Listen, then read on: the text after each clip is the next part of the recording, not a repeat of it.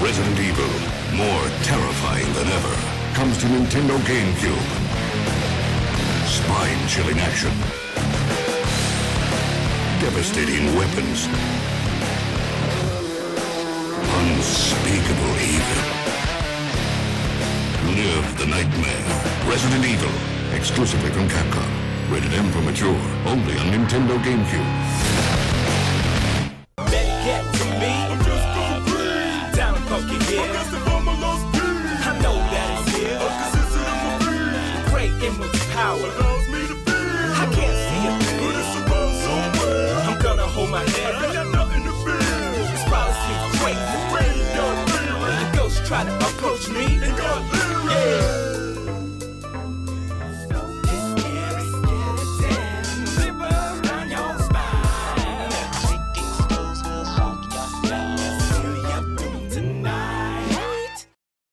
Run that by me again. I told you I just rested until I got better. You got better from being dead, buried, and your soul being trapped in hell. Yeah, did I stutter? This is too much bullshit for even me to deal with. I'll be in the lab. Don't forget to upgrade the device. I got the feeling that we're gonna need it sooner or later. Be silent, meatbag! Hotspot can be such a downer sometimes, you know?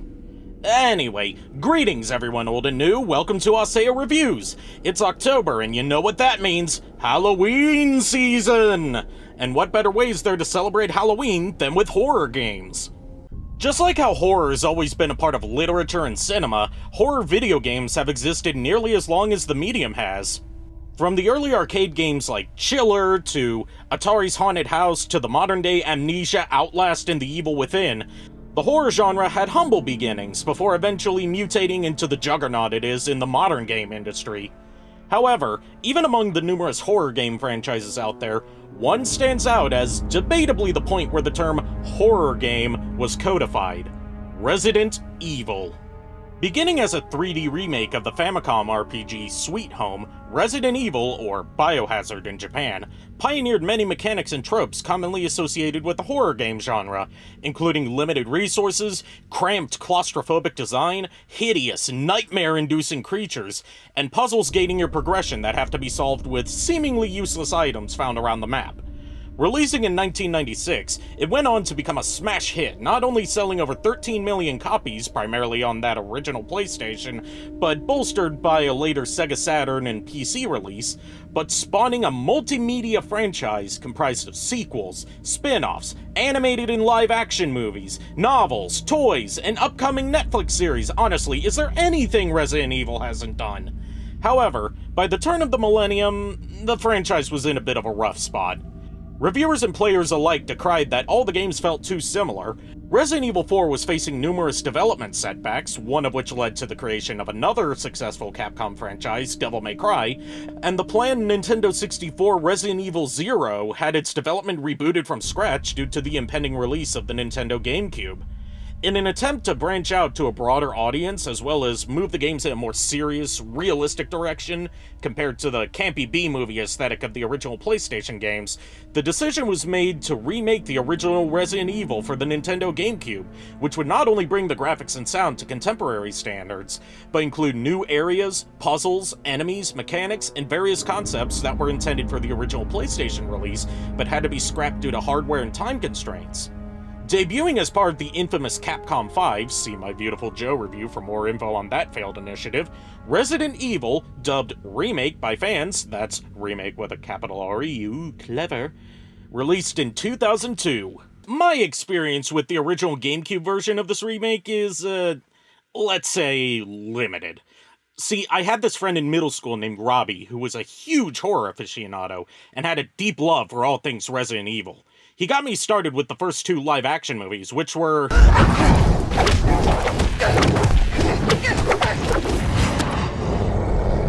well, they certainly were films that were released, weren't they? After that, when I was visiting my grandparents in Rocky Mount, I stopped at this local mom-and-pop retro game store called Game On, which has sadly closed its doors since then, that I had previously discovered when they hosted a Halo 3 tournament where I came in third place.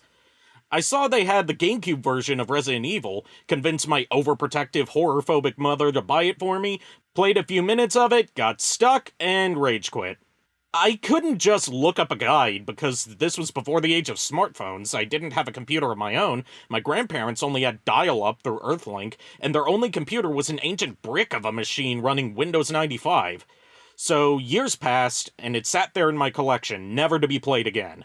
Then, in 2015, Capcom released an HD remaster of the GameCube remake on PlayStation 3, Xbox 360, PlayStation 4, Xbox One, and PC, which gave the game new textures, a 16:9 aspect ratio, a new control scheme better suited for modern analog controllers, and crisp HD resolutions, all running at smooth 60 frames per second. I didn't pick it up because I was in my doomer anti-Capcom phase back then due to a combination of the great Mega Man drought of the 2010s, the company's ill-fated Western push, and their questionable at best DLC practices. However, over the years, Capcom got better, I matured enough to realize the Capcom of now wasn't the Capcom of the earlier part of the decade, and I picked up the remaster for my PS4 and my new gaming laptop. I'll be covering the PC version, not for any particular reason, but just because it offers the best visuals and performance compared to my aging PS4 that's struggling to stay alive. The story begins in the Arklay Mountains, just outside Raccoon City in the American Midwest. A series of grisly murders have occurred, with reports that the bodies of those killed were cannibalized. The local police force's Special Tactics and Rescue Squad, or STARS for short, sent in their Bravo team to investigate, but they never returned. In response, STAR's Alpha Team, consisting of Jill Valentine, Chris Redfield, Barry Burton, and Team Captain Albert Wesker, are sent to recover Bravo Team and investigate just what's going on in the Arklay Mountains. A crashed helicopter containing the body of one of the Bravo Team members is found, but before anything can be done, Alpha Team finds themselves swarmed by vicious dogs. With their helicopter pilot Brad fleeing the scene, the team has no choice but to barricade themselves inside the nearby Spencer Mansion.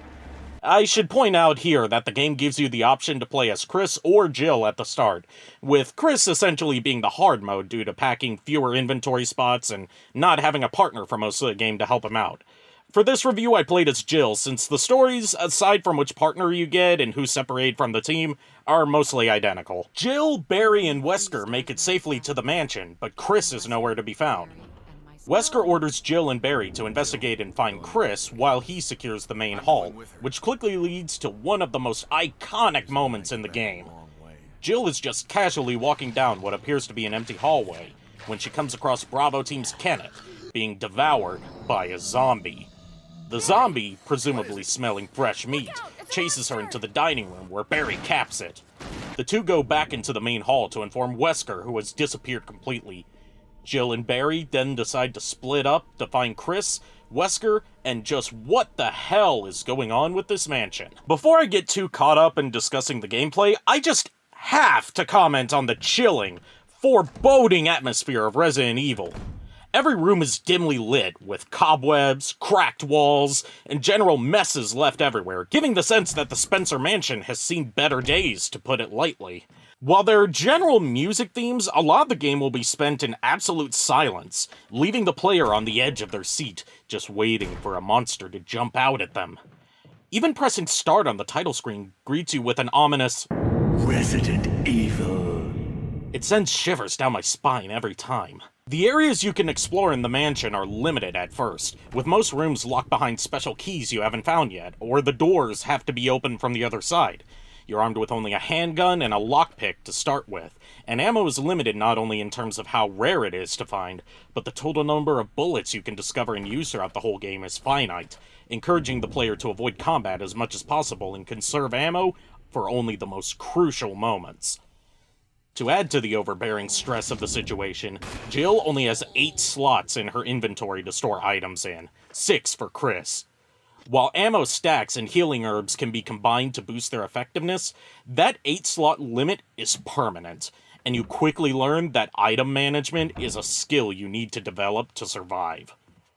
Items cannot be dropped, but you can store them in these boxes found in many of the game's safe rooms, where you'll often also find typewriters to save your game if you have an ink ribbon in your inventory.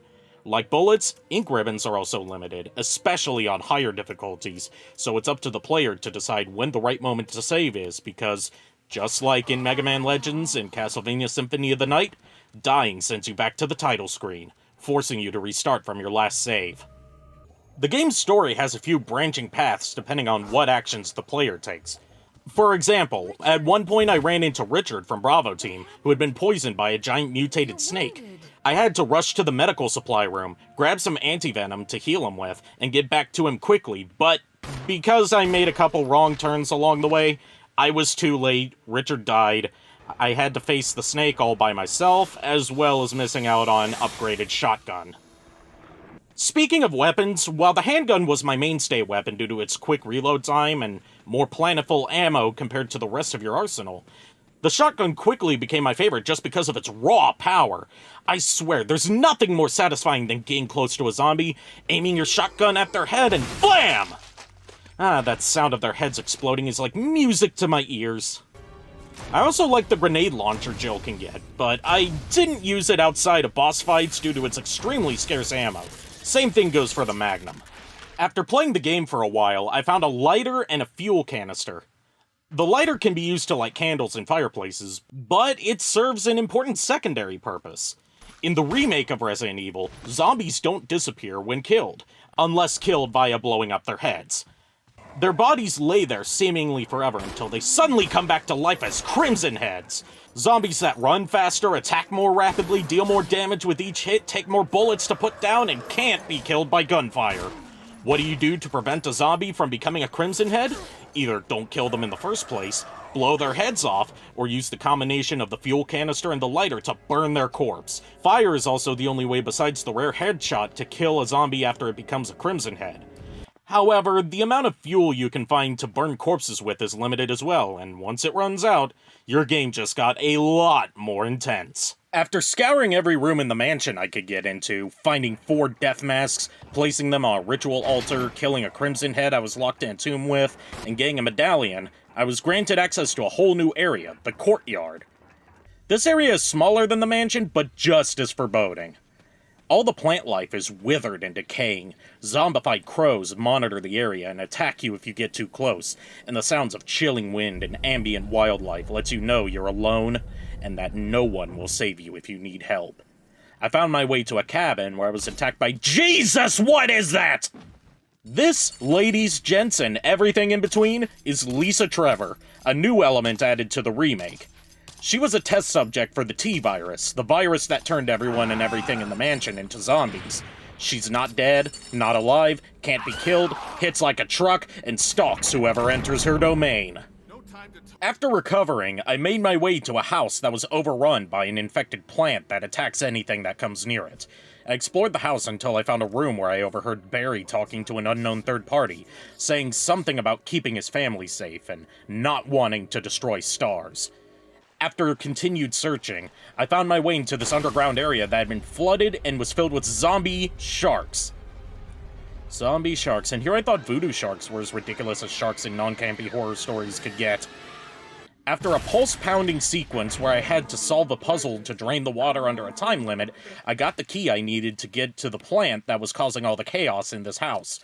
Now, there's a famous sequence where you mix a bunch of chemicals to produce a specific concoction that kills the plant if you spread it on its roots in the underground chamber. But I didn't feel like doing any math, so I just brute forced my way through with my grenade launcher. Eat flame rounds, puzzle gods! After clearing out the root of the problem,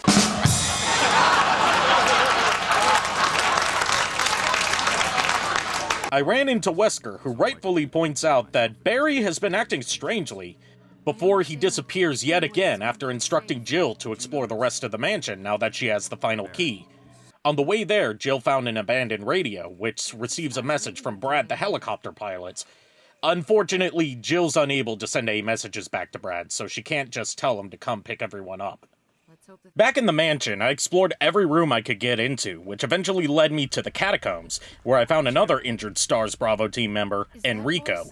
Enrico tells Jill that there's a traitor on the STARS squad, but before he can reveal who it is, the traitor shoots and kills him without being spotted. More exploration and one giant spider boss later, and I meet back up with Barry, who joins me to head further down into the catacombs. Barry and Jill hear the sounds of Lisa Trevor, and Barry sends Jill to investigate on her own. Nothing bad could happen, right? Oh, Jesus, she won't die, and she knocks out most of my health in just one hit! Barry, get me out of here! Barry, where are you going? Don't leave me here, damn it! So Jill is trapped down there with Lisa. Great. I solved a puzzle involving a trash compactor and a broken flamethrower to get the hell out of there, used 2 medallions to open a locked door, ran into Barry again, and Jill, fed up with Barry acting sus, takes his gun and tells him to start talking. Before he can reveal his secrets, however, Lisa shows up again. I'm offered the choice to either keep Barry's gun, which, by the way, is one of the most powerful weapons in the game, or give it back to him. Because I got the feeling Barry wasn't doing all this out of malice, I gave the gun back, and he backed me up during the ensuing boss fight with Lisa, where I had to push these 4 statues off the platform to open the casket containing her mother's dead skeleton, which she takes and then leaps to her presumed demise. Barry sends me to investigate the new area that's opened up, but because I'm a dipshit and missed a key item, I had to scurry back into the mansion, use a door that I had completely missed to get me into the library to fight the giant snake a second time, which rewards me with a book that has a wolf medallion in it, which I use alongside the eagle medallion to open the entrance to the secret lab. Sweet! Jesus, that was a lot of backtracking. Inside the lab are more zombies, these giant roach monsters, and a computer that I need to decipher the login credentials for.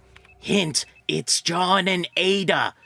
And a presentation room with a projector in it that not only reveals that these monsters I've been dealing with were the creations of the Umbrella Corporation, a powerful multinational pharmaceutical company that's secretly been creating bioweapons, and shows us a teaser of an ultimate bioweapon called Tyrant, but that Wesker was on the research team that created the zombie virus.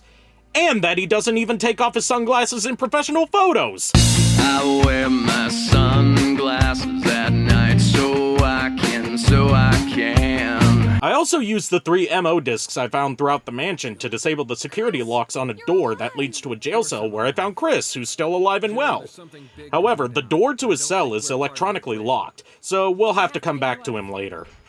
Next came a sequence where I needed to restore the power to a main elevator by carrying a fuel canister to a refueling station and back. However, since the fuel apparently has fucking nitro in it that will explode if I run or fire my weapons, I had to switch back to the old school tank controls just to make sure I didn't accidentally push too hard on the analog stick and blow myself up. After that, I turned the power back on, rode the elevator up to the top with Barry, and found Wesker. Wesker gives a villainous monologue about how he had Barry's family kidnapped and used them as bait to get Barry to kill off anyone who tried to interfere with Wesker and Umbrella's plans. Wesker has his own agenda, though, and while we don't get any specifics, part of it involves releasing the Tyrant, a hulking monstrosity. Barry shoots Wesker in an attempt to stop him, deciding that he couldn't bear the burden of betraying his friends any longer, but it's too late. Wesker releases the Tyrant, which proceeds to seemingly kill him, and incapacitates Barry. It's time for a showdown between Jill Valentine and the ultimate culmination of Umbrella's research. I beat it in a few seconds thanks to my Magnum. Barry's thankfully still alive, but Wesker set off the self-destruct sequence. Doing so also released the locks on every door, so I made a beeline to Chris's cell before regrouping with everyone at the lab entrance, going with them to the helipad. The Tyrant isn't dead, however, and is on its way. Barry and Chris hold it off while Jill sets some flares off to signal Brad to come pick them up, but the Tyrant bursts through the floor. It's time for the final showdown, and one rocket courtesy of Brad later, the Tyrant is history. Jill, Barry, and Chris escape, the mansion blows up, and the credits roll. I have to say, that definitely lived up to all the hype that my Resident Evil loving friends and the old Capcom Unity forums I used to frequent in my college days built up. Resident Evil Remake is a masterpiece of not just horror video games, but of horror media in general. The atmosphere is dark, foreboding, and unnerving. The monsters, due to your limited resources, the Crimson Head mechanic, and the limited controls and fixed camera angles, are a genuine threat.